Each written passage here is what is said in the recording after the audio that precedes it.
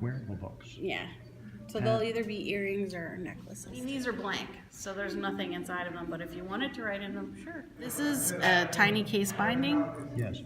And the pages, instead of there being multiple signatures, there's just going to be one, so it's a pamphlet stitch. We have bone folders, we have awls that I made, we have sewing needles, book cloth, paper, we have a thin board for the cover, rulers, scissors, some basic knives, lots of tools. So what we need to do is we need to make the pages, which is the text block. And in this case, it is one signature that is going to be pamphlet stitch. And then half again, and then half again, and then half again. So then what you need to do is you need to sew it. And you can use your awl. These are ones that I made. So what you're gonna do is you're gonna punch 3 holes in the middle. You're gonna leave a tail.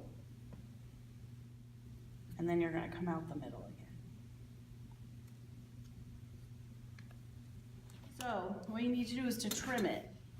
You always wanna cut from the fold, because if you cut this way, like the pieces get in your way, and then you can very easily slip and hurt yourself. You're just gonna very gently and slowly trim your text block. You're gonna make little folios, and you can use your bone folder. Yeah, because it's fun and it'll make it nice and crisp. And what you're gonna do is you're gonna glue it in between the first 2 pages. So I gave you little pieces of mylar so you won't get glue all over your book. You can slide that in right here. We're using PVA, which is archival book binding glue, but we're using cotton swabs instead of brushes because they kind of suck some of the moisture out, and so everything will dry a little bit faster. You want the height of your piece of board to be a little bit taller than your text block. About 1/8 of an inch, I think would look good on something this small. But then I would definitely trim it this way some. So now what you need to do is, this is your book cloth. It has paper on one side, it's fabric on the other. The paper keeps the glue from seeping through. And so you're gonna start with one of the covers. That's a lot of glue. And you're gonna put it on your book cloth, leave room, because we're gonna have to do more after this, but leave room. The key to this are the corners. So you're gonna want about 1/4 of an inch all the way around. Make sure you leave enough that when you fold it over, and I always do my top and bottom first, so then your foredge is like a finishing move in wrestling. Like it's like, tuck in those corners.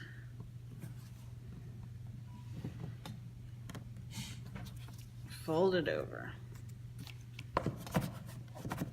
And then to make it really look like a book, you can force your hinge, have your little cover. So you need to do that. That's the next step. So you have mylar. You're gonna put that in between your end sheets so you don't get glue on your text block. Glued down my string, and then I just put glue on the end sheets. And since my cover is super tight, I want it to go right against the spine piece and kind of line it up. So then, after you get it in the cover, you're gonna use your book press, aka these tiny binder clips, because that's how we roll in miniatures, and you're just gonna press it a little bit so it'll hold together. Then you'll have 2 little books, and then make sure you come out the top. So that way, this isn't gonna fall out. It's attached to your book. So now you pull it out and you put your pin in. The book is facing backwards. So. Is it? Yes, it'll be totally fine. You got it right through the fabric. And if people who don't have to rush out, if I could take a picture. Is that the right direction? That looks, yeah.